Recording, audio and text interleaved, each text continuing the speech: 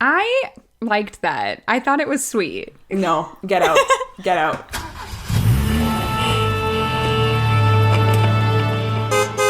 Hi, everyone, and welcome back to Off to Broadway, the podcast where we deep dive into anything and everything musical theater from the comfort of my car. I'm Tara. I'm Stefania. And in today's episode, we're talking all about In the Heights. This feels like an episode that we've been waiting to talk about for literally a year because that's when the movie was originally supposed to come out. Oh my goodness. I had almost forgot about that whole scenario, how this movie was pushed back an entire year because of this pandemic. And we actually got to see an advanced screening of In the Heights. So we've seen this movie now for a couple months, right? When this episode comes out, yeah. Back in April. I know we're very lucky to get to see an advanced screening. I mean, we'll talk about it, but I feel like a lot of people got to see an advanced screening of it.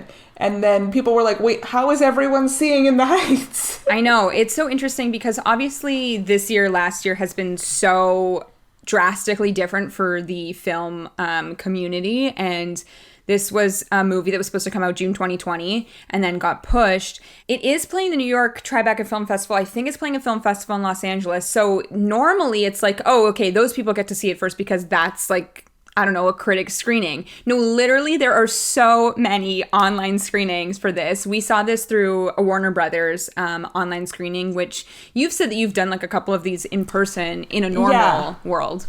You just kind of have to sign up for the right emails and you'll get notified of it. This past year has been less, but also more opportunities to see movies in this way. So when we saw In the Heights, we saw like a 6:30 screening. I'm pretty sure there was also a 9:30 screening that night. And then there was another screening the next week and further down the month of April. And then there was a Mother's Day screening. It's like, yes, it felt very readily available for a movie that was waiting for such a huge theatrical release.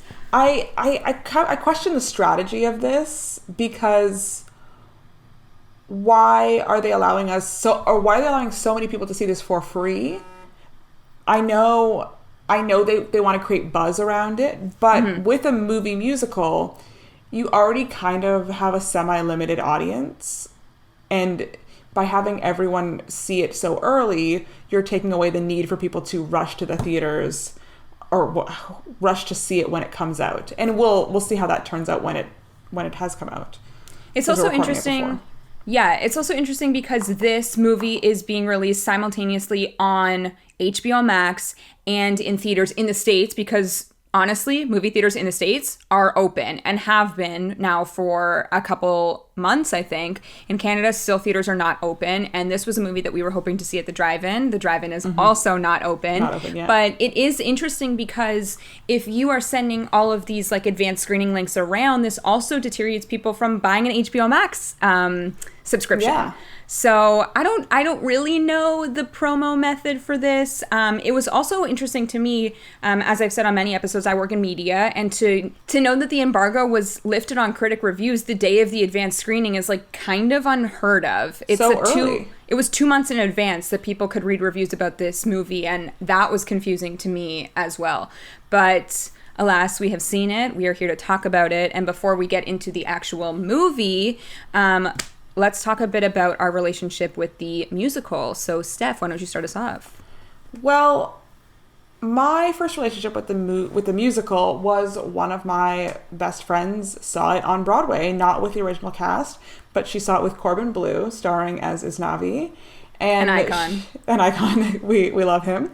And she came back and told me about it. And I had also seen the Tony performance of 96,000. And with those two things, for a while, 96,000 was the only song I knew from In the Heights. And then just, one more song at a time crept its way onto my playlist until the entire cast recording was there. And now it's a great making dinner cast recording. You put the headphones in and you just dance to Carnaval del Barrio while you stir the risotto or something, So it's just like, it's a really fun cast recording. So it's one that's easy to go back to a lot because it's just like party music. Mm-hmm. So the first time I had heard of In the Heights was I was in New York. I don't even know what year it was, but I had tickets to Regis and Kelly, and Jordan Sparks was singing Breathe from In the Heights, which was obviously during her run as Nina. And as soon as I heard that song, I was like, what is this musical? And Breathe has been one of my favorite songs since hearing it for the very first time. And then I guess like you, I started to listen to a couple more here and there. I will say I am not super familiar with the entire story until seeing this movie. And after seeing the movie, it's like, okay, I want to go back and listen to the Broadway cast recording. I also want to listen to that movie cast recording because some of those performances are really amazing, which we'll get into when we talk about performances. But it was also the rise, obviously, of Lin-Manuel Miranda. This was his first musical. I'm pretty sure he started working on this like in 1999 as part of a university paper. So this is obviously a huge like passion project of his, and to know that the musical and the movie were so many years in the making, I really do think that you can see a lot of like his heart on the screen. So yeah, this musical is very tied into, I think, Lin-Manuel Miranda's identity, like his place in writing musical theater music. It feels very close to who he is as a, I don't know, as an artist. Like this is kind of his thesis statement, and everything else that he writes builds upon what he got across with this musical. So I actually watched this morning the PBS Great Performances, In the Heights, Chasing the Broadway Dream, I think is what it's called. It is, I think it was released last summer on PBS. It is readily available on YouTube for anybody that wants to watch it. I highly recommend it if you want to learn more about the behind the scenes of getting the show to Broadway and its opening night. And this was a musical in 2008 that won 4 Tony Awards, including Best Musical. It was nominated for 13. It was also a finalist for the Pulitzer Prize. It won Best Musical Recording at the Grammys. So even though I wasn't super familiar with it in 2008, it was very beloved by critics during that time. And it had like a decent life on Broadway. It closed in 2011. And then obviously the rise of Hamilton happened. And I feel like In the Heights kind of got pushed aside. But I also think that there are many people that have seen both properties that would tell you that In the Heights is a better hip hop musical than Hamilton. There's a lot of, there are things in, I knew Hamilton better and then kind of got to know In the Heights better. And there are things that I hear in the Heights that are like, oh, this is such a clear reference or such a clear like style that Lin-Manuel has, and even like clear like themes that go over both. But I just remember someone saying, I can't remember who, being like, if you think you love Hamilton and you don't know In the Heights, you need to leave. You need to go and listen to In the Heights, because if you think you love Hamilton, like that has everything plus. In the Heights has everything Hamilton has plus more. I think like the major difference, not the major difference, but In the Heights, I think teaches you how to listen to a hip-hop musical, whereas Hamilton kind of throws you into the deep end right away.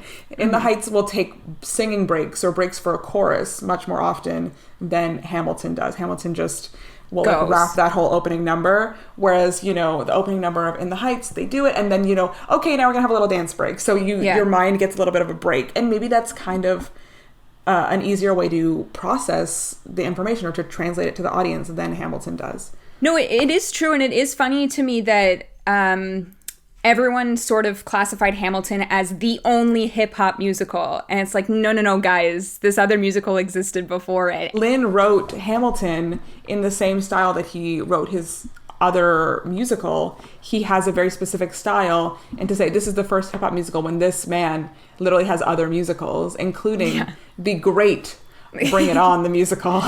Which also features some rap in that score. Yeah. When like knowing Hamilton as well as I do, like that cast recording, and then going back and listening to Bring It On, I hear him in that cast recording. I hear his voice. It's like not him singing, but his like authorial voice I hear in that musical. In the you can tell because it was co-written, like him and Tom Kitt like took turns on songs based on what characters were singing them, and I can always like know exactly which ones he wrote and which ones he didn't, because like his voice is so strong. which I think not his singing voice, his writing voice. We'll get to that. We'll get to that. But no, I agree with that. I think his overall voice is definitely heard, obviously, so much in this musical, more than I think any of his others. I do think that Usnavi was probably written a little bit for him. I know that he wrote this because there was not enough representation for Latinx performers in on stage, and obviously we're still having these conversations now off stage as well. So this is a musical, as I said, that is like full of his heart. And the road to Broadway was difficult, but the road to actually getting this movie made was a lot more difficult than I knew. So in 2008, after In the Heights had won the Best Musical Tony, I think Universal optioned the script to make a movie. And it was supposed to be directed by Kenny Ortega, which would have been a whole different movie. But we love Kenny Ortega, and I think his style could have also worked very well on this. It's interesting to think about him and not be able to see, like, the finished product. Yeah, we know Kenny Ortega best probably from the High School Musical series.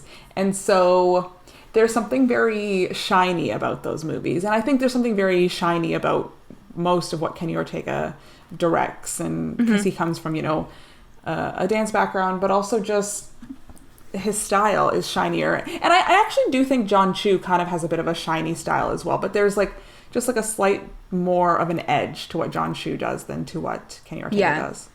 And so this movie was ultimately dropped by Universal because I believe they wanted a bankable star like a Jennifer Lopez to lead it. And this was before the name of Lin-Manuel Miranda was enough to sell it on. Yes, exactly. And then... Wait, who was Jennifer Lopez supposed to play? I'm pretty sure... Nina's mom? No, I think Nina. Like, the goal of the movie, and I think the original goal of the musical, was to make Nina the star, which is so interesting now watching this movie and seeing what much Nina is not in it. But there are articles about even when the show was trying to get to Broadway and how Nina was dropping out of school. And it was like, well, why is she dropping out of school? Is she pregnant? Does she do drugs? Like, what's the reason? He was like, no, why does a woman need to be pregnant to drop out of school? Like, yes. We don't need this. The stakes of just struggling with school were enough. It didn't have to be all these outside forces. The internal stakes were enough, which is a problem I have with the musical because the stakes are different. The problem I have with the movie because they made the stakes different in the movie. Yeah. So I would imagine that someone with a big name as Jennifer Lopez being attached to that sort of character, they would have 100% changed that storyline. And Nina definitely would have dropped out of school because she got pregnant. I don't believe you. Jennifer Lopez looks amazing. She looks younger than I do. In 2008? I know that's, 13 years ago? She was still, like, in her late 30s. Yeah. Okay? She's not playing a 20-year-old. Sorry. I don't know. She is a queen. She is an icon. She is ageless. But no. Okay? We know now not to put older people to play teenagers. Okay? Yes. So that was that whole thing. And then the obviously no one really cared about In the Heights in between 2011 and 2015 because it just wasn't as popular as it was after it won that Tony Award. And then when Hamilton came onto the scene, it was like, oh, who's this Lin-Manuel Miranda? Oh, yeah, we had optioned this script years ago. Now he's super popular because of Hamilton, and like this show is taking off in mainstream media, which In the Heights didn't take off in mainstream media at the time, and it's like the biggest worldwide phenomenon. Let's throw out all of these names. What other projects does this guy have? What's already in the can? We don't need to wait for him to write something new. He's already got this project. Right. So then it was like picked up by the Weinstein Company, which was very short-lived because Chiara, who wrote, I believe it was the book, Chiara had said in 2017, I am not working with Harvey Weinstein, which props to her because she was ahead of the game. I know they fought to take it out of the Weinstein Company's hold. Yeah. And then when the script became available again, it came across John Chu and he said, yeah, like, let's do this. And he had been working on Crazy Rich Asians and it seemed like a really good fit. There was a moment, I've seen all the Step Up movies. I know what John Chu can do.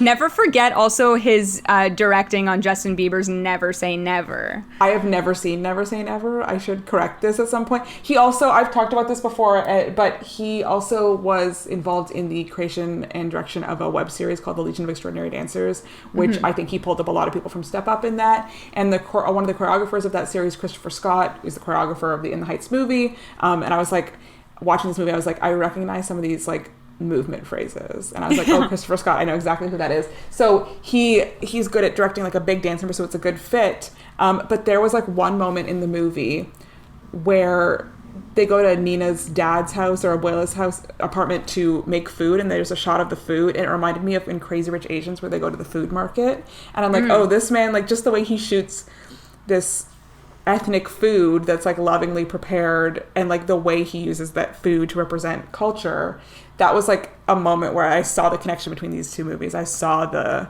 like string connecting them, and that string was John Chu.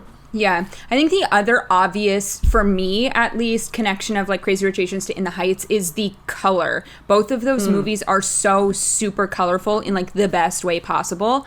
This is like super prevalent specifically in The Heights when when Vanessa is singing It Won't Be Long Now, and she's running through the streets, and there was like scarves and blankets and fabric, and it was stunning. And I was like, this is very Crazy Rich Asians, like the wedding scene, everything is like super colorful. They use these moments of like magical realism in this movie. You know, it's mostly realistic, but there are elements that are slightly fantastical that add to it being a musical, because the music already makes it a fantasy element, already makes it beyond reality. So to add these little elements like the bolts of fabric running down the side of the buildings, it just added to that magicalness. And it wasn't something that happened during speaking scenes, but only during these musical scenes where they add like an extra little colorful element or animation or whatever. Sometimes successfully, sometimes not successfully. Yeah, and I think we can get into that more when we talk about specific songs. But overall, what are your thoughts of this movie? Overall, there were parts of this movie that I really loved, and parts of this movie that were very, like, meh. And so overall, I think this movie gets, like, a B+ to me. I would agree on that. After reading all Is that too high? Maybe a B. I think B. Maybe B. Yeah. I think after reading the critic reviews and going back to the Broadway boards and reading about how everyone had this like magical experience at In the Heights, and I'm sitting here being like, I thought it was good, but not fantastic. I was like, did I miss something here? To me, this movie was very long, and it felt long. The second half dragged. Dragged. And there was a lot of in between these great grandiose musical numbers, like static. And I'm like, okay, like let's move it on. Let's cut some lines here. We got to keep this going. That's always the problem with musicals. It is, especially on screen, because on stage there is a certain pacing. There's always something moving on stage, usually whether it's a set or just the way lines are delivered is quicker or louder. But in movies, they let scenes have time to breathe, which is good for acting, for storytelling. But when you're contrasting that to these like really high energy musical numbers, the contrast is too much, and it messes with the pacing, and it messes with the energy or the tone of the entire piece. This movie was like what, almost 2.5 hours? Yeah, it was long. It's 2+ hours. It felt very long, and they also, which again we will get to, they cut many songs. Lots and it was songs. like, for what? Like, what did you put in there that made you cut all of these songs? Because I didn't need it, whatever it was. Well, I think a lot of songs were cut they kind of switched around the narrative to, you know, when musicals on stage have a 2-act structure, and then, you know, your movie only is one extended act, you know, not everything fits in the same place, which is fine. But a lot of the stuff they cut, I was like, I don't understand why they changed this, or I don't understand why this was cut. And as devastated as I am about Sunrise being cut, I also understand why it was cut, but I am still devastated about it, and I will never get over it. It was also something because we were texting a bit during watching this movie, and there had been no announcements prior to the movie that there was going to be cut songs. Unlike the prom, we had heard rumors of the acceptance song. Oh no, we did not know about the acceptance song. I did not know that. I was in shock. Not that one. But we had heard rumors that there were either like tightening up songs. Shortened things. Yeah. Just to let the movie not be super long. But what was it? Like 6 songs that were cut in this movie? Okay, I have the list here. The list here is Inutile, which is a song from Kevin Rosario. Sunrise, devastating the Benny and Nina duet. That's usually at the top of Act 2.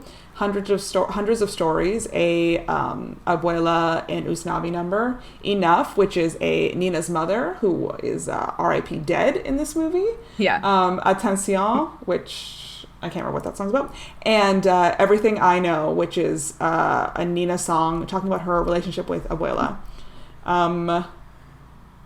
Yeah, it's a lot of stuff. So of those, the one I'm most upset about being cut, besides obviously Sunrise, is actually shockingly Hundreds of Stories, a Abuela Usnavi song. Oh. There's a line in that song that says, where Abuela says, maybe they said it somewhere else in the movie, but I don't remember it, where Abuela says to Usnavi, "Find your island." And then in the finale, Usnavi sings, "I found my island, I've been on it this whole time." And it's like, that second line now means isn't nothing. referring back to anything, you know? It's like, what does it mean when you take out that original moment? And maybe I missed it in the movie, but that entire song was cut, and I don't remember it. And when I was hearing him say that line in the finale, I was like, does the audience understand what it means to find your island, you know? Yeah. No, that's very true. And I do think that there is a lot of Abuela Claudia in this movie, also reprised by Olga, who played the exact same part on Broadway, which is amazing that she got to reprise her role. And she's so young. I know. Like, I was like... I was this casting. I mean, she plays it wonderfully, but she is so young to be playing Abuela, and she was even younger, 13 years ago in 2008 when she was playing it. And I'm pretty sure she played it the whole time. I think she was there for 3 years on Broadway. So I think that that's such a great callback casting, like a fantastic choice. And I do think that she has a lot to do in that musical. But a lot of these songs are either sung with her or they're about her. So to get rid of that, it does feel like it takes away almost a major story point. Even Everything I Know, which is Nina singing about how Abuela was such an important, after Abuela's died, after she was such an important member of the community, how she was always there for her, how she was, helping her study for things, and talking about her story having come from, I think, Cuba, and creating this life, and then Abuela didn't have children of her own, but the way that she was the Abuela to the entire neighborhood, they just kind of expected us to know that, a lot of that, instead of having Nina tell us about it and tell us about her relationship with Abuela. I mean, let's talk about that. Let's talk about the really no performance of Nina in this movie. Nina is really nowhere to be found at all. Cut a lot. The Nina Benny storyline, I needed more from it. So you get Nina, she comes back, she sings Breathe. Beautiful, stunning. There's a line in the original cast recording of the musical, in the original musical, where she says, what will my parents say?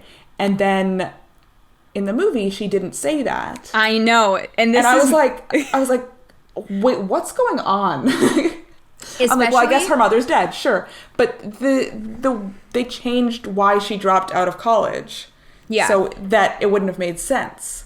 And I was like, I don't like this. Yeah, I also think Breathe is one of those songs, again, as I said, I love this song. I think it is such a relatable song for so many people. And when you change the narrative of those lyrics, it no longer becomes relatable. And it's hard. It's like it doesn't give you that same feeling that you get when you listen to it on the original cast recording and then you see it in the musical. And as you said, I think Leslie Grace, who plays Nina, does a fantastic job in this song. However, we don't really know what else that she can do because we never get a chance to see it. In the original musical,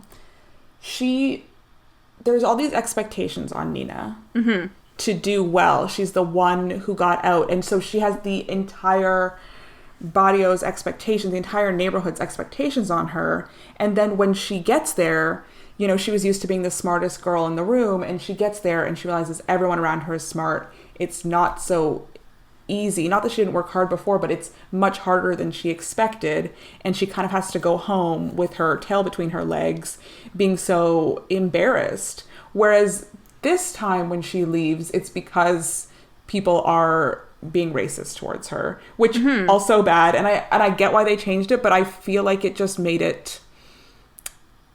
I think that original story has much more like emotional impact. And maybe this is me speaking as a white girl. I don't know, but the like internal struggle is much more interesting for me to watch than the external struggle. Yeah, it was a choice to change that storyline. Again, I don't think we get enough of her character to really even understand how she feels about any of it. We get like one conversation with her and her dad at the restaurant when he like tries to find a different way to get her back into school. And then we get another conversation when everyone is over at, is it the Abuela's house? Abuela's I think house, it is. yeah. Yeah. Having dinner, and she doesn't want to talk about it because it's brought up in front of like all of her friends and family. And then that's it. We never talk about it again. And I don't know. It just felt strange to me. But I do want to talk a bit about the Nina-Benny relationship, specifically also Benny, because shout out to Corey Hawkins for an amazing performance that, again, we get like nothing of him. And sadly, because when he started singing Benny's Dispatch at the beginning of this movie, I love Benny's Dispatch, one of my favorite songs. I was like, who is this guy? He has such an amazing voice. He is like so charming. He is so cute. And then we literally never see him again. That's one of my favorite ones on the original cast recording. Chris Jackson singing Benny's Dispatch. Unmatched. It's also one of those things that like we know Chris Jackson and the talent of Chris Jackson, and to have someone that the charm that like gave us what we wanted and like reached those expectations, and then to literally like cut a lot of his part out of it. Why did we do this? Yes, I've talked about Sunrise and how much I love it before, and I think you're missing that like development of their relationship. You know that they knew each other when they were young, when they sing When You're Home, and then they kind of Kevin Rosario sells the rest of the Taxi Dispatch to pay for Nina's college. So Patrick Page. Everyone's out of she sells it to Patrick Page, obviously. So everyone's out of a job. So then Nina and Benny kind of fight about that, even though it's not really Nina's fault. And then, I don't know, the next time you really see them together is when the sun goes down, when she's getting ready to go back to school. And he's like, well, I'll see you in California. But there's no like development of it. And I know there's history between them, but we didn't see that history. So I need to see something on screen. That song didn't feel earned to me at all because I knew nothing. There was like a time jump before. It's like 2 months later. Yeah. Like, okay.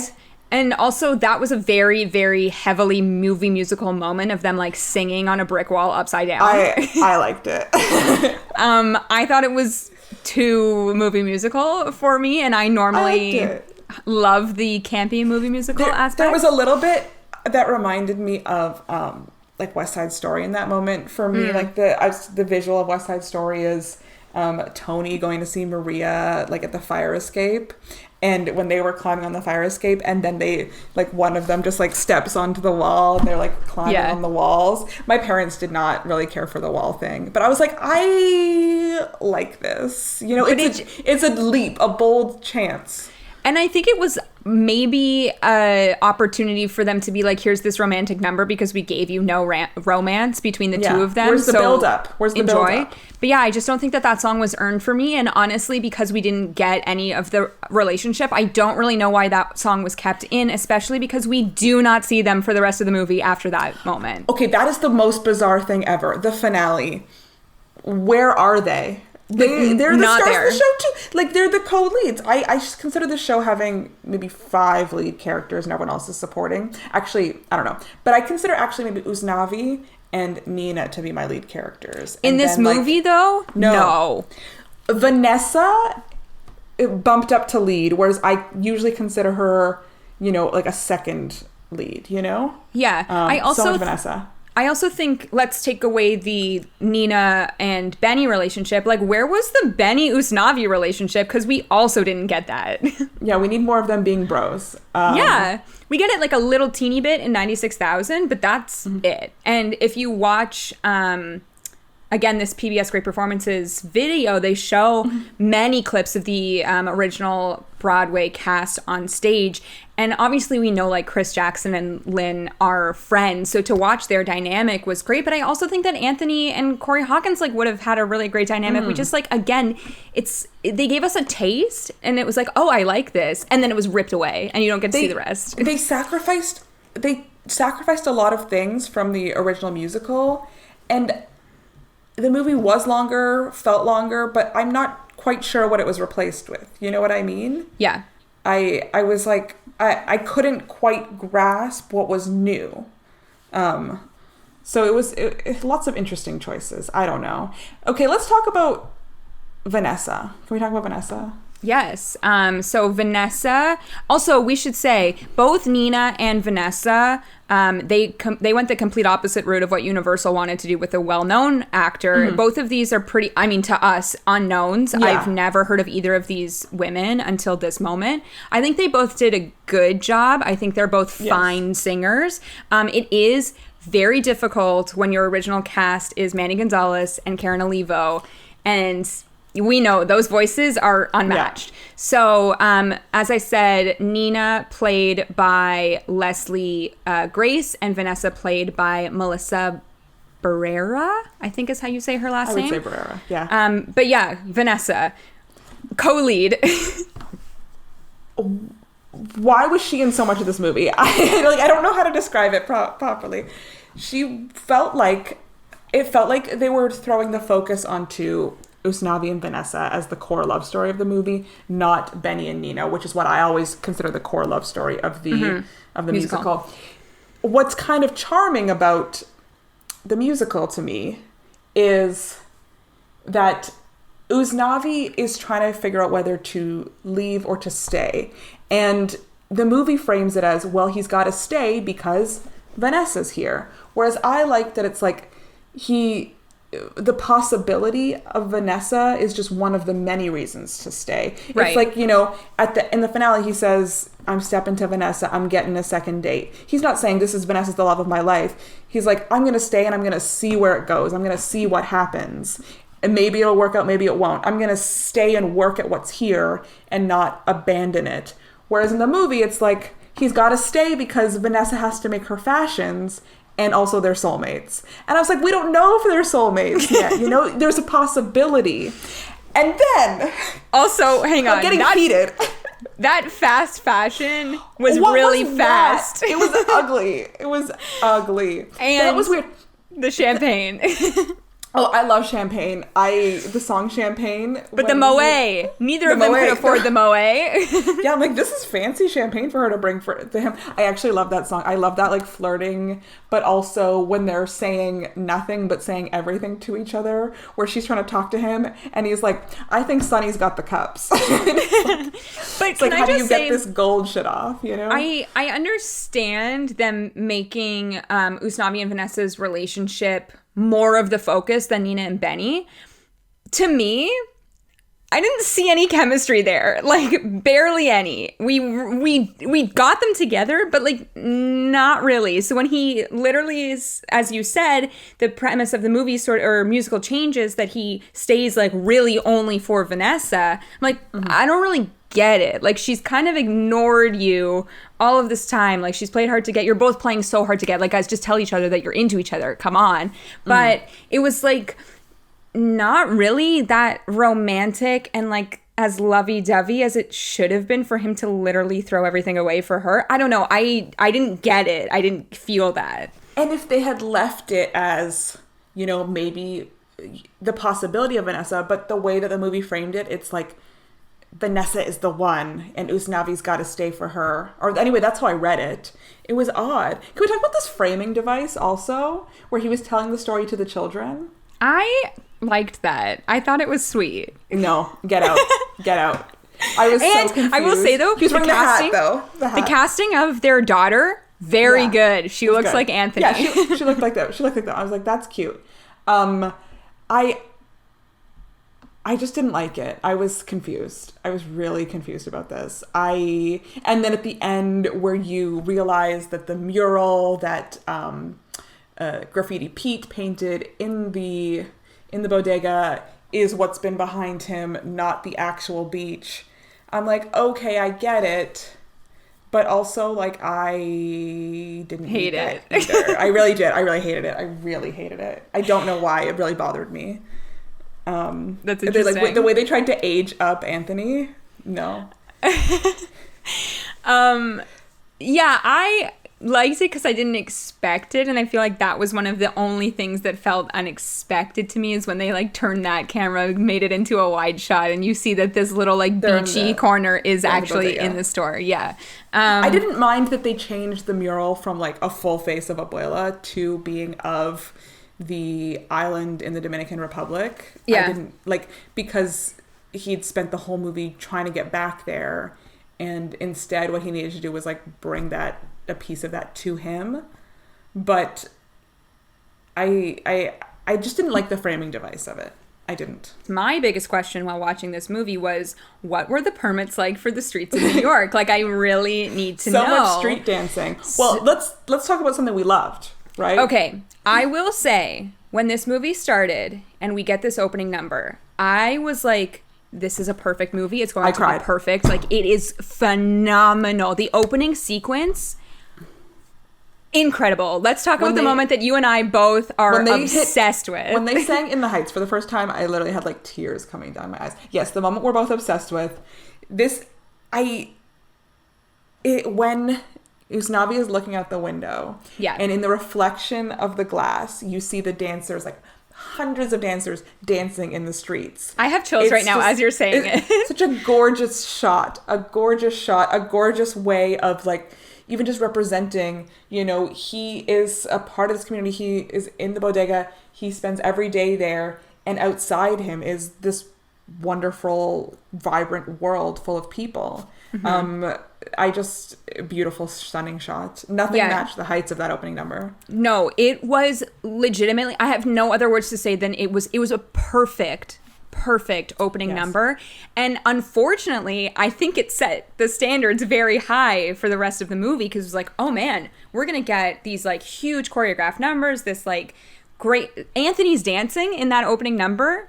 Fantastic. Did not know that he could dance like that. I was like, oh, he's dancing. He's doing the choreo. Yeah. We'll talk about Anthony a bit later, because I think he deserves his own section in the performance aspect of this movie. But that moment, amazing. And I do think I was let down by the rest of the movie and it not matching the energy of that opening number. I do think the finale was also really great. And I think a moment... Where was Benny and Nina in the finale? Well, yes, we know. But, and I think a moment that we all thought was going to be incredible was 96,000. And I have some issues with that. Why was it at a pool? Yeah, like, honestly, I also watched this movie with my parents, and my mom was like, wait, was there a pool on stage? I'm like, no, there was no pool. Look, I understand In the Heights, the opening number takes place as a big street number. And the finale takes place in the Heights, right? Like, yeah. The finale takes place as a big street number, and 96,000 is not that far after In the Heights. So I know they probably just don't want two big street numbers back to back, like, and have them feel repetitive. Mm-hmm. And I understand it's really hot. Where can we collect everyone to gather when it's really hot? The community pool. Except people are answering their cell phones in the pool, okay? I'm like, what's going on? Also, something that you had messaged me while watching was, why do all of these people have their lottery tickets at the pool? Yeah, it's like, that's staying at home. in a safe, okay? God forbid it gets wet and you can't read the numbers. Yeah, they're pulling their lottery ticket out of their pocket from the pool. Why is it in your swimsuit pocket? Also, that all of these bathing suits have pockets? Like, sign me up. Yes. Yes, like, it just, the song In the Heights the song 96,000 has, like, such a good rhythm to it, as all this musical does. And I wanted dancing on floors. And I know they did, they have those great overhead shots in the pool, but I just was like very disconnected in this location. And they also had a really weird angled shot of, I think, Anthony. He's like half in the pool. Yeah. And they're like from the bottom down looking up at him. And I'm like, why are they doing that? Why did they do this to him? The other thing too about that song, because it does slow down towards the end before it like picks up again. And they chose to do that slow down scene underwater, which I think is kind of cool, but also like why like why did this happen? And the thing that I really did not care for in this number was the animations that were added off the top when they're walking in the street towards the golf clubs, the backpack, one, it doesn't really make sense, and two, we don't see any of those animations ever come up again in the rest of the movie. A little bit in When You're Home, the like subway map, when you can see the train moving, but I didn't like that either. So. Yeah, that to me feels very campy movie musical. A little like cheap animation. And it also took me out of the moment. I was like, the only thing I could think about was, why is this happening? Because it's distracting. Yes. And I understand, it's probably in the same family of ideas as the bolts of fabric coming down or them walking on the walls. But there's a difference between something that looks animated versus something that looks real and is just slightly out of place. Mm-hmm. Which... again, those sort of scenes and even Blackout with the fireworks, like that didn't feel cheap to me. That felt great. The scene, which I don't really want to spoil it for anybody who hasn't seen, but everyone will know when they see it, the scene with Abuela and all of the colors, that, fantastic. Do you know what I'm talking about? Yes, Paciencia y Fe, the song she sings right after the blackout. I really liked what they did kind of with that. It was a fantasy sequence of her kind of like walking through her life or walking through her life in the Heights. And I thought that was really well done too. So in thinking of that and the way that they were able to portray fantasy in that way without it feeling cheap, I was like, well, why do we have to do this for 96,000? But then obviously my mind went immediately to, well, John Chu is also directing the upcoming Wicked movie, which is actually with Universal, interestingly enough. And all I could think about in all of these super colorful scenes is like how amazing Emerald City is going to look in the Wicked movie. Emerald City is gorgeous. It's funny, when they announced that John Chu was directing the Wicked movie, all I could think of was like, In the Heights must be really good. Oh, yeah. And I think for the most part it is, but after we just spent like a long time complaining about it, but I was like, oh, the people who've seen In the Heights must love it. Well, but I do think his overall style is very good, and I think it suits both movies. I really do think that his style of the Wicked movie, I'm so interested in it, specifically again for like the fantastical moments. We know all of the spells that take place. I honestly hope they bring some of that like dragon aspect into the movie because it's so iconic in the theater. But seeing the elements of this movie and certain ones that I really love, like the fireworks, like the fabric, I'm very excited to see what he does with the fantastical elements of Wicked, specifically because Wicked is obviously straight up fantastical. Full straight up fantasy world. Yeah. Yeah. I don't know. Has he done a full fantasy world movie before? He did like a Terminator or like a G.I. Joe or something. Yeah, but those ones like can kind of that's different go on real life, even though they're so not. That looks like more like dirtier, grungier. I don't remember which movie he directed. But I really hope the colorfulness really comes out in that Wicked movie because there are so many different locations that it takes place in, and I really want the difference of like Shiz and Oz to be present. I also think just like in terms of the Wizard of Oz in general and how many years ago that movie was made, but how vibrant that Emerald City is, like there's already something to live up to. Yeah, I agree. I think I trust John Chu with the visuals of this movie.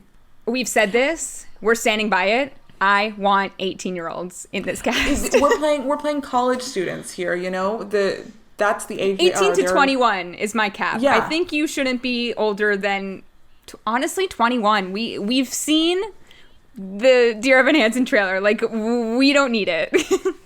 I agree. I want to see college age people playing Elphaba, Galinda, Fiyero, all of like those characters. And then I think I want you to like star cast the like Morrible, Wizard, Dillamond, like go nuts. If Stanley Tucci is not in that movie, if Stanley Tucci is not in the Wicked movie, I'm gonna throw hands, okay? Like we sue. Totally. You will be speaking to my lawyers, okay? And he is the Wizard and nobody else. I do not want to see him as Dr. Dillamond. We want to see him as the Wizard. Did we put it on the record here that I want an Audra Morrible? I think maybe. That's great, but it's gonna be Meryl, and that's no. I really don't think it's gonna be her. I think that character is way too similar to the witch from Into the Woods. We've seen her. Who is James Corden gonna play? No.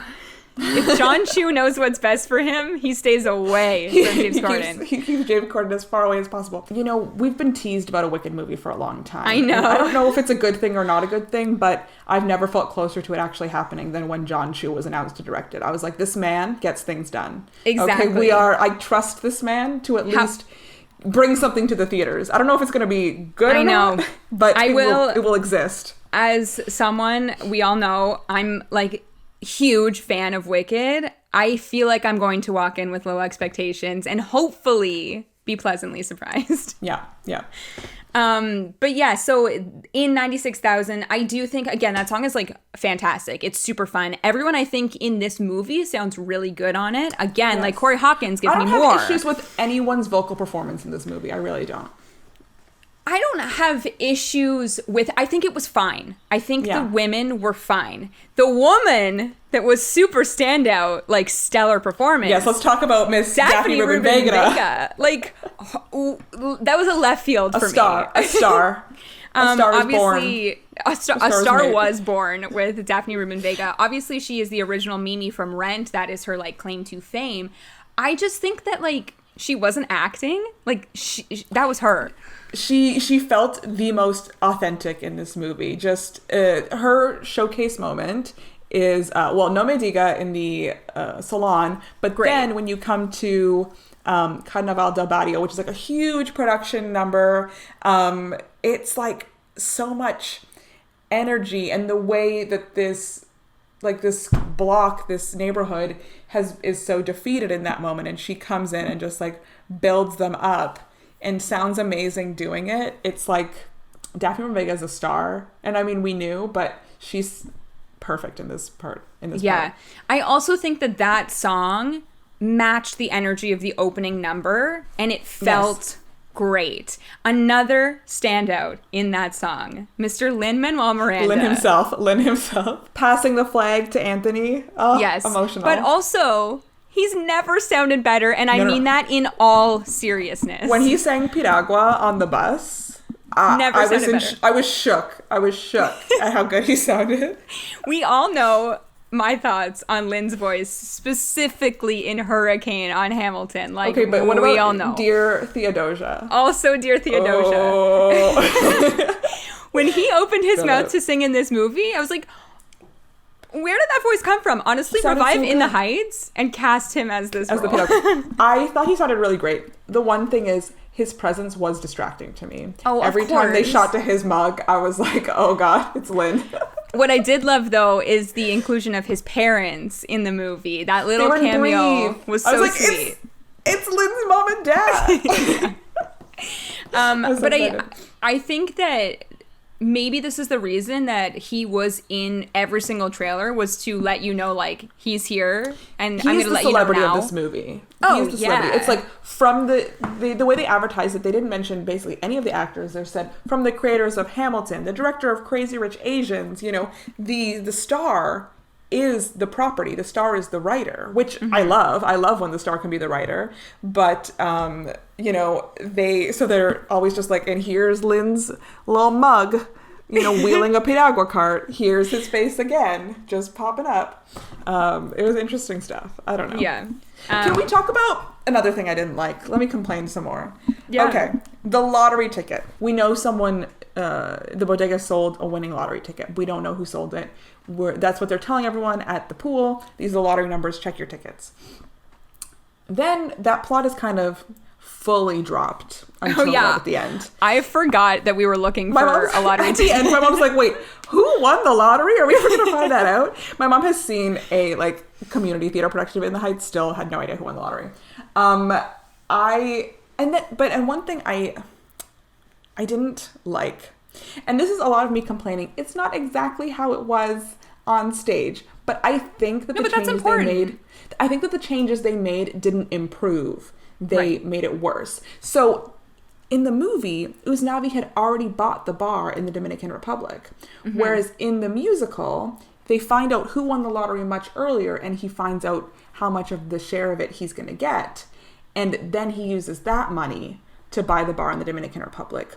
So I think it's important, for me, it was important in the musical that he didn't have this opportunity. Then he's presented this opportunity, and then he has to turn his back on it. Not turn his back on it at the end, but decide, actually, no, I want to stay here. Whereas in the movie, he gets... Didn't he put it into Sonny's trust fund? In the movie, the entire lottery winnings end up going to pay for Sonny's immigration because he's his parents brought him over. Mark Antony himself brought him over. Sorry, we just need to comment quickly on that. When they just shot up that man's arm, I'm like, who could this be? What is this reveal? And then I actually think that Mark Antony was told to lose weight for that role. That he literally said one line for. Yeah, but he looked super skinny. He was scary in this movie. I was like, you needed someone with impact for that one scene. You didn't want a rando, and then you turn up and it's Mark Antony, and you're like, you horrible man. Wow, imagine if Jennifer Lopez actually did play Nina. Imagine him playing Nina, and then Mark Anthony playing Benny, Sonny's dad. Still, no, that would never. Sonny's dad, not a character in the musical. That's fine, but I didn't like that. In the musical, on the stage version, the lottery ticket represents opportunity. Mm-hmm. Whereas in the movie, he was already going to the Dominican Republic without the lottery. You know what I mean? So the choices were just different. I guess the argument is that it presents different opportunity for someone else. Yes, and they added the fact that, Sonny being a dreamer or someone who wasn't in the United States legally, mm-hmm. which I was not in the original musical, I don't believe. And okay, I understand doing that, and also having, Nina experience racism at school. But by adding these kind of heavier topics on, I felt like some of the impact of the story was actually lessened.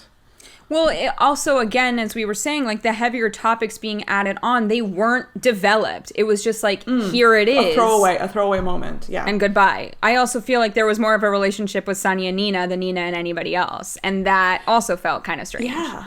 I do want to say, though, Sonny, played by Gregory Diaz, he was great. I really enjoyed his performance. What a cutie. He was really good at this. Mm-hmm. After I've complained, I don't think I have any more complaints. I'm sure I'll come up with some.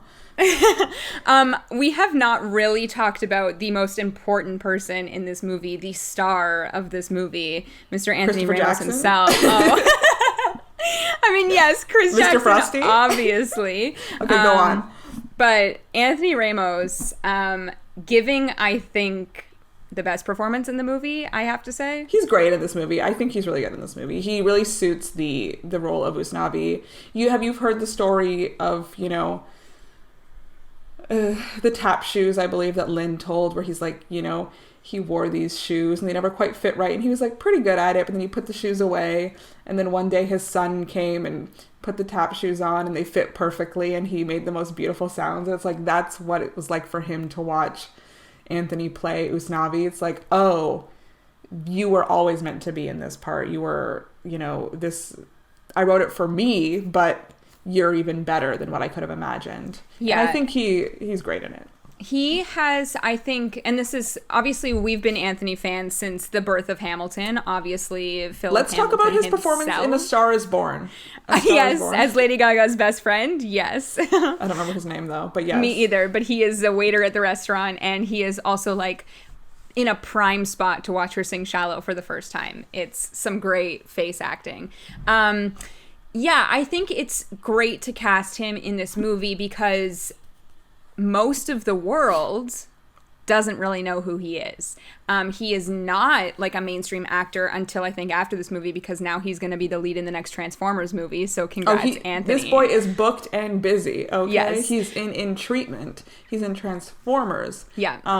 Also, because the Hamilton filmed version came out last year, so he's got recognition from that. Mm-hmm. His character in A Star Is Born was named Ramon. If that matters. It didn't really stick with me, so I guess it wasn't that important. He was in one episode of Younger as a character named Julio. I don't remember that. I think it was the first season where he scrubs Liza's online presence. Oh. That was him. I'm going to have to go back. We're going to go all the way back to season 1. Yeah. So something that I love about Lin is that he stays very connected with his people and loves to give his people opportunities. And even though this was not offer only for Anthony, he did have to audition like everybody else. Obviously, Lin was his dad in Hamilton. They had a great relationship during that show. And then in 2018, Anthony got to play Usnavi at a Kennedy Center in the Heights. And I think that is what really sold his performance. I think his acting is very good in this. I think his voice is stellar. It's so good. When he raps, you can hear everything that he says. I really love the tone of his voice. And I just think that he looked like a star up there, which is, he's the main character. He should, and I'm happy that he does. And although we are probably losing him to the world of Hollywood, I do hope that he returns to stage at some point because he's so talented and he can do it, and I want to see more of him. I think there's one of the big reasons why Lin is so loyal is because there is a learning curve to the style of rap that Lin writes. Not that I'm a rapper, but whenever we do karaoke and I'm rapping Jay-Z or something, my friend Alessandra's you're not Lin-Manuel Miranda, because I've learned to quote unquote rap from listening to Hamilton. So there's there's a specific style, intonation that you can hear, and I think Anthony is great. He really has a great grasp of this musical style, the way certain singers have a great grasp of certain composers. I think Anthony has a really great understanding of how to rap and wrap his mouth around Lin-Manuel Miranda's phrases. So I think doing Hamilton put him at an advantage to be able to interpret these lyrics. And also 21 Jump Street, right? They worked together as that was, I think, Anthony's probably maybe one of his first projects ever. I think it was one of his first jobs in New York. Yeah. So there's a history there. There's a relationship, and I am happy that he, again, at the time, a decently unknown actor, got the chance to star in this. That was one of the very first castings that we had heard, and that was very exciting at the time that Anthony got the opportunity to play this huge role. And as you said, he's booked and busy, and probably will be for a long time. That his star-making role was in a project that I think probably had so much personal meaning to him. Right. Is really, really nice. You get emotion for them. Yeah. Okay. Now to the real star, Chris Jackson as Mr. Frosty. Mr. Frosty. I do the think feud of our lives. The feud was great. The post-credit scene. Talking about loyalty, Chris Jackson, the original Benny, to bring him into this movie. Also having Javi there. And also something else that I think is super important to this movie, and also we can touch on West Side Story a bit here, is the amount of Latinx performers that were given the chance to be in a movie musical this year is amazing. There is so many people in 96,000, in The Heights, not so much in the finale. I feel those are the two. Carnival, there are so many. The club, the dancing in the club, so many extras the club. That were I love the club. Given the chance. Vanessa, yeah. dun, dun, dun, dun, dun. The way you said the in the club was where I felt Step Up, you know?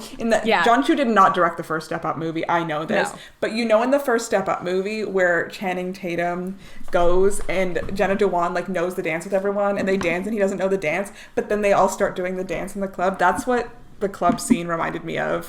Just like this big and there's like spinning around her. Fantastic. Yeah.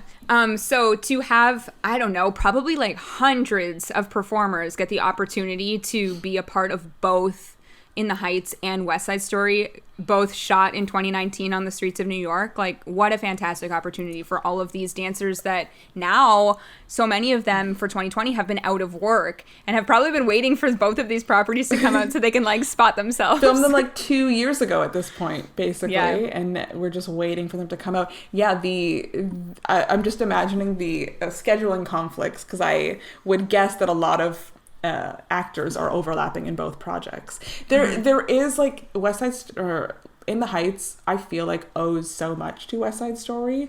There are just like pieces of DNA from West Side Story woven throughout In the Heights, and I can see it being a clear influence to Lin, because I know that was a musical that, you know, growing up, it's like, okay, if I am a Latino man and I want to be in a musical, there's one part for me to play a Latino man, and that's Bernardo. So you can see him, you know, West Side Story being so important to the identity of then writing In the Heights. And I think it's kind of interesting that both movie adaptations end up coming out the same year. I feel like when award season comes around, it might be a little bit of a competition, but I do think that like, yeah, in 2019, maybe like being able to cross the street and see your friends in both movies, like that's super cool, and we'll never, like, that doesn't happen very often, so it is really cool that happened in 2019. I am curious about award season, actually. What do you think is going to happen? There is an original song. What's it called? The credit song, right? Home All Summer, featuring Mark Anthony. What? I don't think did I listen to this song? Probably not. Well, I assume it was in the credits. Okay, I'm looking at the Apple Music track listing of the album, and then it goes number 16 finale, number 17 Home All Summer, featuring Mark Anthony. Interesting. Well, that's why Mark Anthony cameoed this movie. I have zero memories of this song. I have zero memories. You know why? Because in the screening that we watched, it went directly to a slideshow. Did it? Oh, that was a really long slideshow. I was doing the trivia. Were you doing the trivia? I was doing the trivia. Okay, good. Interesting. I was wondering this too, because I don't think West Side Story has an original song. We'll find out later. Yeah. But as we had said on our last episode, so many movie musicals this year. It is interesting that possibly for the first time in many years, there will be actors from these movie musicals like in contention for awards, which at least there's buzz. There's some kind of buzz. I don't even know the last time. Was it Les Mis? Maybe. That's the last big one, I feel. Yeah. Into the Woods? I don't know, no Oscars for Into the Woods, Meryl. I don't think. Yes, Oscar nominee 2015, Into the Woods. There you go. I actually can't believe that. Okay, well, another person who rapped her way to an Oscar win, okay? Well, then I think anything could happen if Meryl... Okay, I mean, it's Meryl. No one here is Meryl. No offense, okay? Honestly, I think Abuela Claudia... Olga has a chance for a supporting nomination. I really think so. I think that's a good call. I don't think anybody... We haven't even talked about Jimmy Smits. Oh, Jimmy Smits. There's really not much to say. I watched this screening with my parents. My parents are like, so anyone we know in this movie? I'm like, Jimmy Smits. They're like, anybody else? I'm like, no, nobody. Again, another person I feel like didn't really have much to do. They cut Kevin Rosario's song. Inutile, useless. Yeah. Which I thought was like a really important moment in the musical, because it's like, this is a man who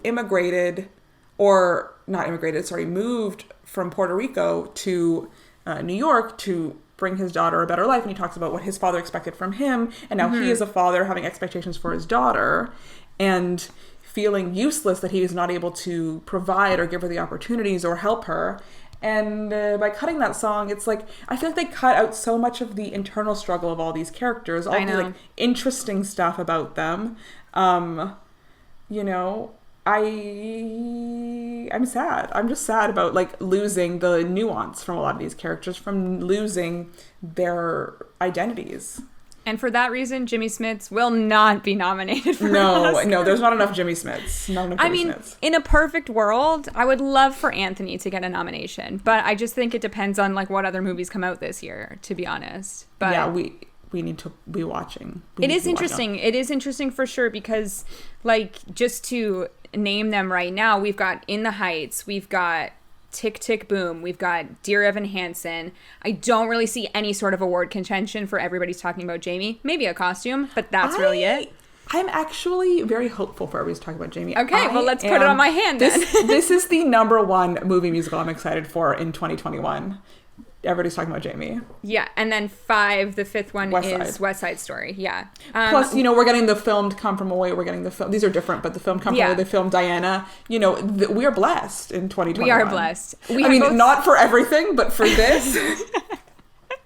Yes. No, we did say off the mic that we could see an Andrew Garfield Tick, Tick, Boom nomination because it just feels award like shows it could love happen. Andrew Garfield. Yeah, and I had another here's Lin the thing. project, a Lin-Manuel project, Tick, Tick, Boom. Directorial debut, so that's exciting too.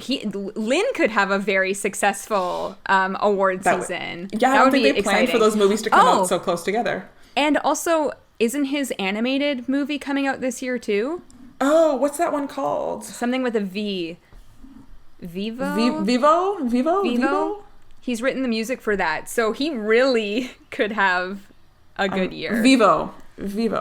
Yeah. Sony Pictures Animation's first ever musical adventure featuring all new original songs from Lin-Manuel Miranda will take audiences on an epic adventure to gorgeous and vibrant locations never before seen in animation. And The Little Mermaid. Oh, right. Is that 2021 or 2020? I don't know. That one I'm not sure about. I feel but he's working still filming that. Yeah, he's working on that. Are we in a golden age of movie musicals? We're getting so many. Maybe. I don't know if it's golden, but we're really getting a lot. Like, what do you think is behind this resurgence in movie musicals getting actually filmed? Because there's always like, it's in production, it's in development, but like they're happening right now. I was gonna say like theater being non-existent for the last year and like the need that so many people had to sit in a live audience, but so many of these movies had been like pre-production announcements like in the works for years. They were in the pipeline already. already. Like Wicked movie has been in the works for 15 years. Yes. So but what is it about it that's making them actually happen and not being stuck in like development purgatory for 100 years? I think it's people like Lin that are a part of that both worlds. Like he's in both worlds and he is someone that now is like a household name in movies just as much as he is in musicals, and someone like him to be the champion for upcoming movie musicals, like take my money. I will see every single one of them. Like I don't know, like the exposure. This is something that like I feel like I've wanted this for years, is for other people to like feel the feelings that we have when we watch these things on stage, and to know that like 5 major movies are coming out this year is so exciting to me, and I hope that it continues. I don't know that we'll get 5 every year because that's a lot. No, that's a lot. But we weren't supposed to get 5 this year. We were supposed to get 2 last year, and 3 this year. But I do think that we will do an Oscars episode when the time comes, because this has never happened. All of these musicals coming out, at least in our lifetime, and to be so excited about. To be excited about an award show again that's not the Tony Awards. I know. Is great. I know. It's going to be a fun year. I'm hoping, the Oscars this year were not very musical, but with all this happening this year, I hope that means we get performances at the Oscars next year. Yeah. We get people singing something from In the Heights or dancing for West Side Story. I hope we like feature some of the choreography in these movies at the telecast. I talked about it before, but Christopher Scott loved what he did here, working on the work that Andy Blankenbuehler did in the original musical. Really gorgeous stuff. Final thoughts on In the Heights before we head over to Obsessions. I wanted it to be better than it was. I also feel like if I had seen it on a big screen, I might feel slightly more positively about it. And look, I spent like an hour just trashing this movie. I actually it brought me a lot of joy. It really did. But there are just a lot of things that they changed that made it worse and not better. And I know you have to change things to fit the medium, but I felt like it was at the expense of the heart of the story. I was going to say, I think this movie deserves a big screen, and I am someone that doesn't really care to go to the movie theater. I know that you love going to the movie theater for that, like, escapism. Certain things, I think you need to see at the movie theater because you need to be fully immersed in them. And I think this is one of those ones that all I've been thinking of is, like, this is a movie that deserves the movie theater. And I'm sad that it's not going to get the full release that it deserves.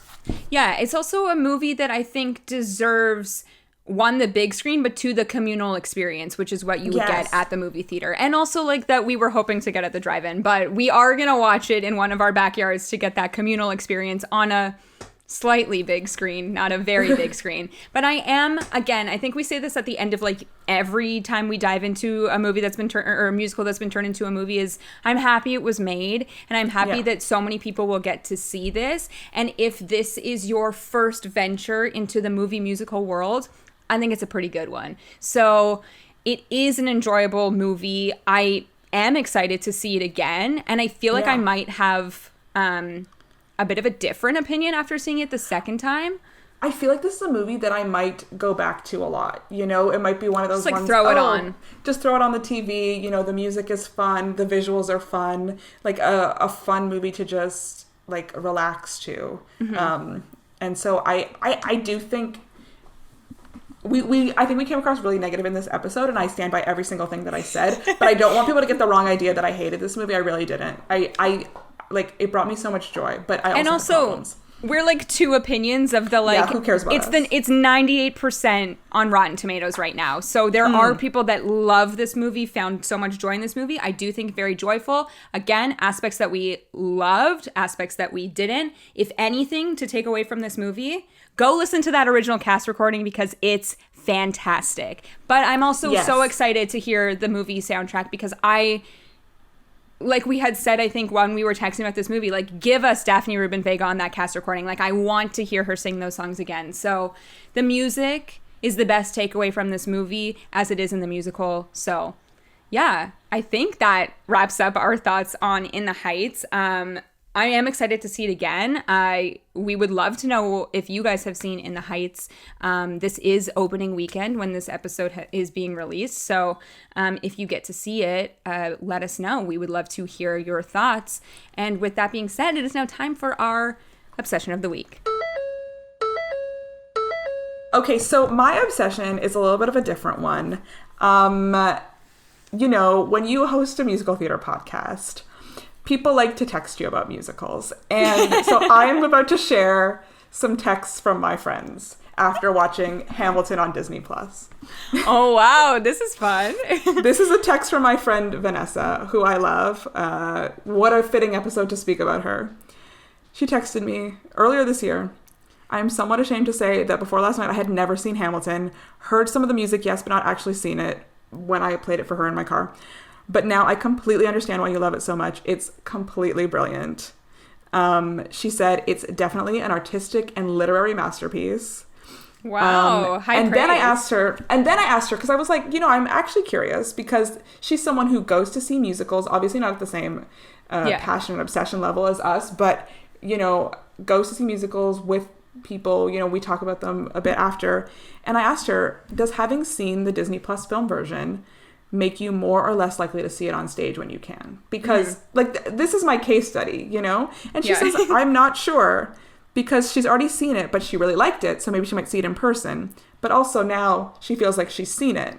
So, you know, especially because Hamilton was ripped away from the Toronto crowd at the beginning of the pandemic. So, you know, she said, and like just more thoughts from her, because I really think this is interesting stuff to hear. She said, it's a bit tough to follow. You have to pay attention, but it fits so well with this cast. It's really well done. So she's wondering, with a different group of people on stage, would it be the same? And because if it's not, and then you record and televise a version, and whatever version you see isn't as good, now people are going to be disappointed.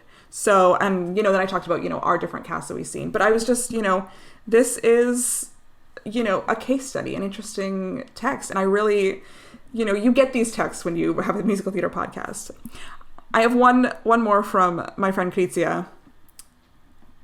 My God, this is the best musical I've ever seen. My deepest apologies for not giving the soundtrack the time of day 4 years ago when I played it in the car for her. So my obsessions today, my friends Krizia and Vanessa texting me after they see Hamilton on Disney Plus for the first time and being like, oh, Steph, you're not insane. It's actually really good. So thank you for validating me. That's great, because when Hamilton was released on Disney Plus, I also, like, as the resident musical theater person at my place of work, did you get lots of texts? Yes, got lots of texts. And also when Hamilton opened in Toronto, as you said, ripped away from us. But there was a time period there when, like, it was 2020, but we were still working in person. It was people hearing about the hype, like, should I buy tickets, asking me for opinions. I'm like, no one ever asked me for any other opinions on anything else except for Hamilton and Dear Evan Hansen, the two, like, main shows when they came to Toronto. When you publicly do this, when you are like how we are, everyone's like, I have to tell her what I thought. In my case, when I, like, go to New York 4 times a year and only see shows. And everyone who follows you on Instagram is like, oh, Tara. Yeah, exactly. So, yes, got lots of text, appreciated that. But it's interesting with what Vanessa said about, like, would it feel the same seeing, like, do you need to see it on stage? When you said that, my mind immediately went to Diana. Do we need to see this musical on stage? It's gonna be the same cast, which is interesting because Hamilton, obviously, like, it was the original cast. That original cast has not performed since 16. Diana is literally coming out October 2nd with the cast that will then open on Broadway on November 2nd. So, and I hate to say it, but Hamilton, as we said, Pulitzer Prize winning, Best Musical winning, literary genius masterpiece, if these words can be thrown around, and they have been. I don't think Diana's going to fall into that same category, What? Really? I the way I've seen Hamilton on stage 3 times, I don't think I'm going to need to jump to see Diana. Well, maybe I will, but for different reasons. We didn't need to jump to see it before the Netflix was announced, and now that... But again, event of the season, we cannot wait. We will be doing an episode on Diana. Yeah. Truly, everybody's talking about JB movie. I'm actually seriously really excited about that. But the Diana Netflix filmed version... I'm pulsating with excitement. I can't. But this was my original thoughts, which we have not even discussed publicly on this podcast. Yes, guys, Broadway is reopening. Like, I know. It's September. It is happening, and we are now learning more and more every week about, like, all of these different shows that are opening. We're here in Ontario, and we're just laughing from across the border. That's not happening anytime soon here. Yeah, exactly. So when I think about, like, A Come From Away as well, that is, again, it will be the original cast. It is going to be back on Broadway. I think that's a totally different case because that musical obviously has been on stage. It's very beloved in both Canada and the States and across the world. But no one knows what we're in for with Diana yet. So to think that this Netflix movie could make ticket sales go up, I think is very bold thinking.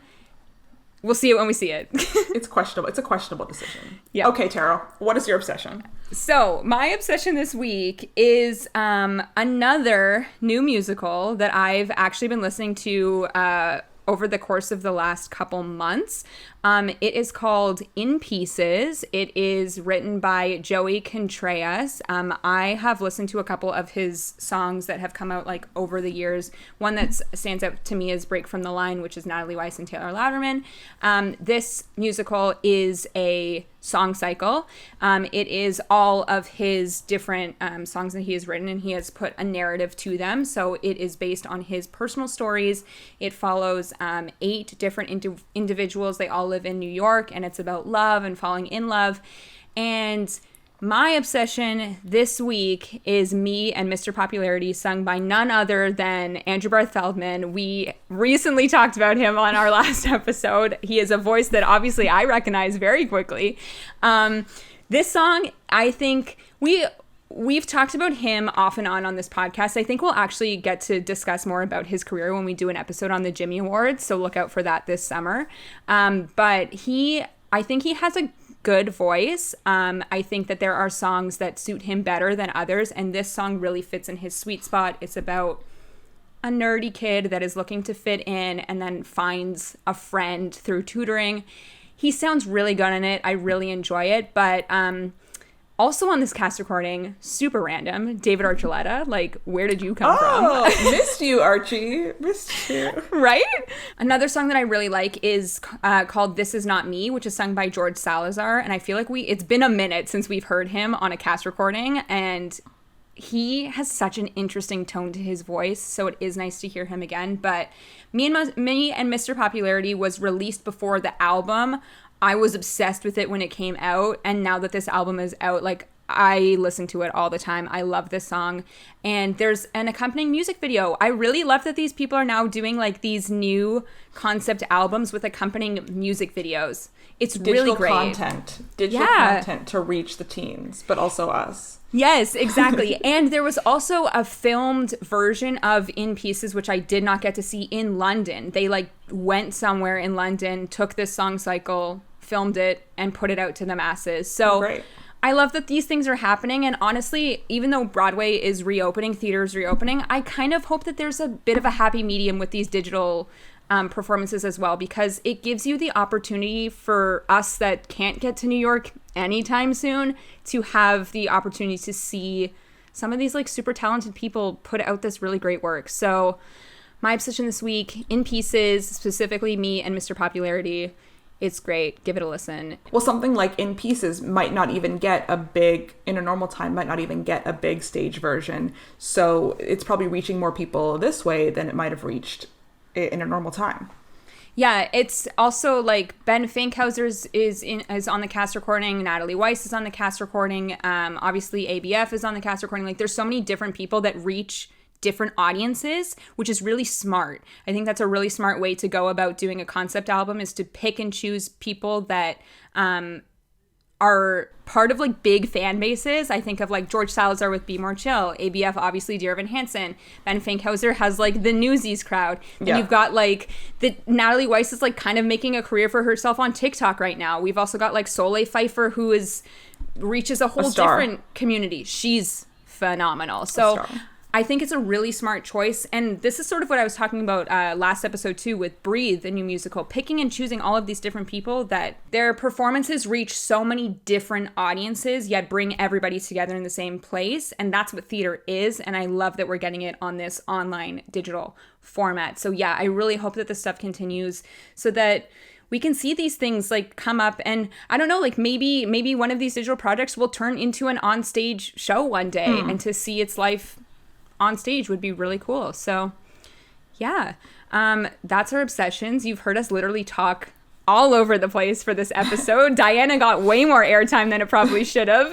And if you want to listen to any of our other episodes, make sure that you are subscribed to our podcast anywhere you listen to podcasts, and we would really appreciate it if you left us a rating and review on iTunes. And you can follow us on Twitter and Instagram at Off2BOA Podcast. That's the number 2. And let us know what you thought of In the Heist. Do you get to go to a theater to see it? Let us know. I know, that's really the most like interesting part, is anybody that's listening to us that's not in Canada and can actually go see a movie in a theater, like please let us know about this experience. Yes, exactly. We cannot wait to hear your thoughts on this movie, and we will see you guys next time. Bye.